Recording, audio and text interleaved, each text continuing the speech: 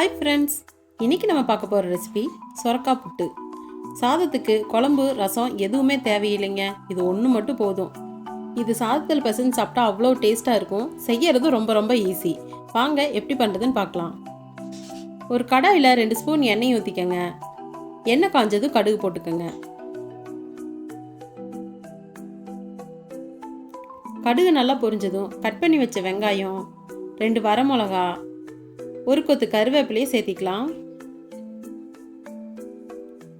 இது பச்சை வாசம் போகிற வரைக்கும் நல்லா வதக்கிக்கலாம். இது கூட இடித்து வச்ச இஞ்சி பூண்டு சேர்த்திக்கலாம். இஞ்சி பூண்டு பச்சை வாசனை போகிற வரைக்கும் வதக்கிக்கங்க.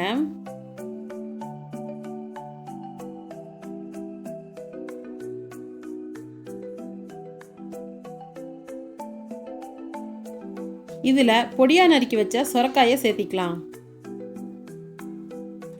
இது கூட குழம்பு மிளகாய் தூள் 1 ஸ்பூன், 1/4 ஸ்பூன் மஞ்சள் தூள், இந்த காய்க்கு தேவையான அளவு உப்பு சேர்த்திக்கலாம்.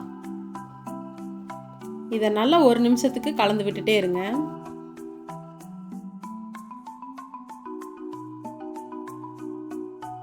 இப்போ நல்லா பரட்டியாச்சு.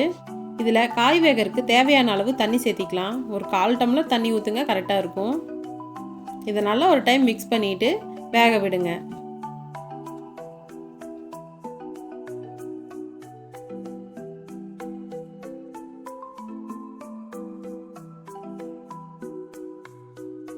காய் இப்போ நல்லா வெந்துருச்சு.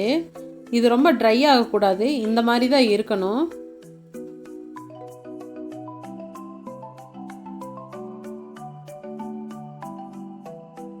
வறுத்த நிலக்கடலையை தோல் எடுத்துட்டு இப்படி 1க்கு 2 உடச்சி வச்சுருக்கேன். ரொம்ப நைஸாக அரைக்கக்கூடாது. இதை இந்த காயில் தூவிக்கலாம்.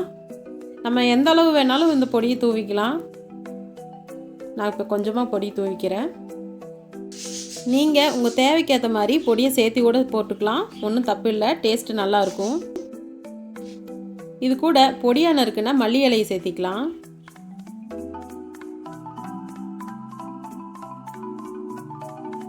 இதை நல்லா ஒரு பரட்டி விட்டுருங்க. நம்ம நிலக்கடலை சேர்த்துனங்காட்டி இந்த காயில் இருக்கிற ஈரமெல்லாம் போயிடும். பாருங்கள் எந்த மாதிரி இருக்குன்னு. அவ்வளோதாங்க, சொரக்காய் புட்டு ரெடி ஆகிருச்சு.